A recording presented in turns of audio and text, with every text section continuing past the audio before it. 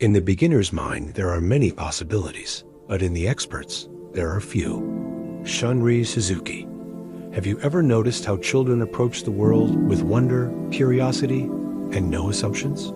What if that same mindset could transform your life, your work, even your spiritual practice? In a world obsessed with mastery and achievement, Shunryu Suzuki reminds us that the true path to clarity and peace begins not with knowing more, but with knowing less. Welcome to Truthfully Free, where we explore timeless wisdom to awaken inner freedom. In today's episode, we're diving into Zen Mind, Beginner's Mind, a modern classic that opens the door to Zen practice for everyday life. Written by Shunryu Suzuki, a Zen monk who helped bring Japanese Zen to the West, this book reveals how staying open, present, and humble like a beginner can lead to profound transformation. Born in 1904, he trained in the rigorous Soto Zen tradition from a young age. In 1959, he moved to San Francisco, where he began teaching Zen to Western students in a simple, direct, and down-to-earth way. Let's explore how the mind of not knowing may be the wisest mind of all. His students gathered his talks and teachings, which later became the book Zen Mind, Beginner's Mind, first published in 1970. Shunryu Suzuki was a Japanese Zen monk and teacher who played a key role in introducing Zen Buddhism to the United States in the 1960s. This means that when we approach life as if we already know everything, we close ourselves off to new experiences and insights. The beginner's mind, on the other hand, is free from judgment, expectation, and ego. It is curious, open, and ready to see things as they are. Suzuki emphasizes that true meditation, or Zazen, is not about achieving a special state. It's about sitting with full presence without striving. He warns against using spiritual practice as a means to an end. He places great importance on correct sitting posture, steady breathing, and relaxed awareness. These physical practices anchor the mind and create a sense of balance. Through discipline and simplicity, we develop the stability to face life's chaos with calm. When we let go of seeking, we discover that everything we need is already here, right now. In Zen, this attitude is not just a starting point, it is the practice. Instead, he gently points to a way of being one that's present, patient, and deeply alive. These teachings invite us to return, again and again, to the fresh eyes of the beginner. Rather than offering answers, Suzuki guided readers to rediscover the beauty of not knowing, of approaching life with openness, humility, and awareness. Whether you're a student, working professional, or retiree, the beginner's mind can help you handle stress, reconnect with meaning, and live more fully. Suzuki's quiet presence and clear teachings resonated deeply with seekers during a time of cultural and spiritual change. The motivation behind the book wasn't to explain Zen in intellectual terms, but to transmit the experience of Zen practice.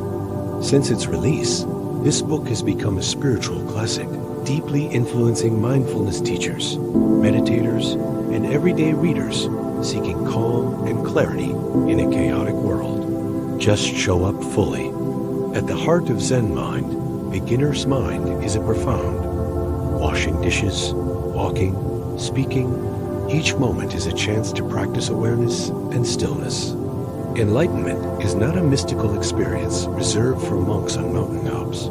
It's found in the simplicity of this very moment, when we meet life just as it is, without resistance. But simple message: real wisdom and freedom come not from accumulating knowledge, but from emptying ourselves of preconceptions.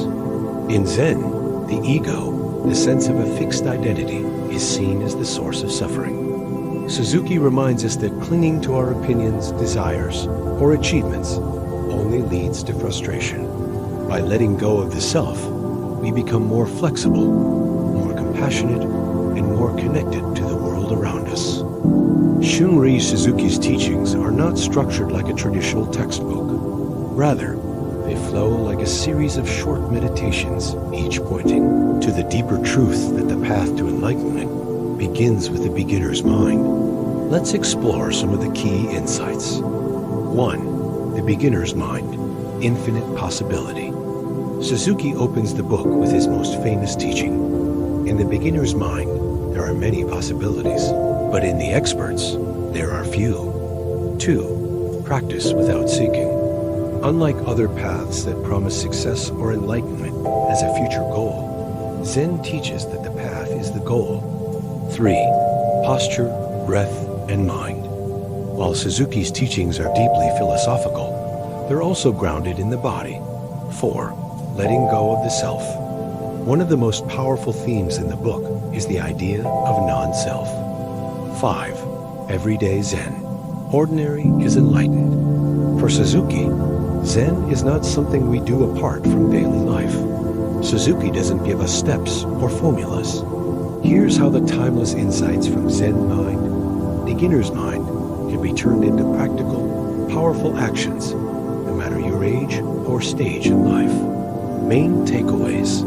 Stay curious. Approach each moment as if it's your first time experiencing it. Let go of perfection. Don't aim for a specific result in practice or life.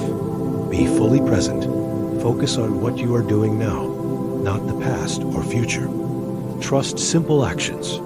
Breathing, sitting, walking, these can be your deepest teachers. See challenges as teachers. Accept difficulty as part of your growth, not as failure. Now, let's make it real. How can you bring the beginner's mind into your everyday life, whether you're a student, a busy professional, or someone in a new chapter of life? Let's break it down. First, for teenagers and young adults. If you're in school or university, you probably face a lot of pressure, grades, social media, feeling like you have to figure it all out. But here's the shift. Instead of thinking, I have to be good at this, try I'm here to explore. Spend just 5 minutes a day in silence. No phone, no music, just breathing. Let yourself be. Mistakes? They're not failures. They're part of learning.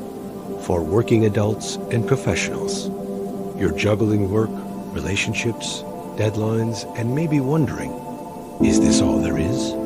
Start by asking yourself once a day, am I rushing or am I present? Do small things mindfully. Make your morning coffee slowly.